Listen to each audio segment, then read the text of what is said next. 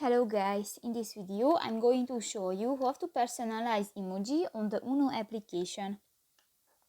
But first of all, I just want to mention, please don't forget to subscribe to our channel because at 100,000 subscribers we are going to show you our YouTube revenue statistics and growth strategy, how to make money online. So let's jump into it. First of all, open the application on your device.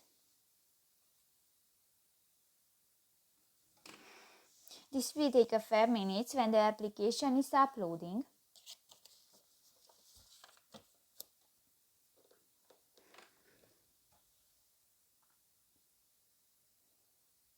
And click to the profile icon at the upper left corner of the screen.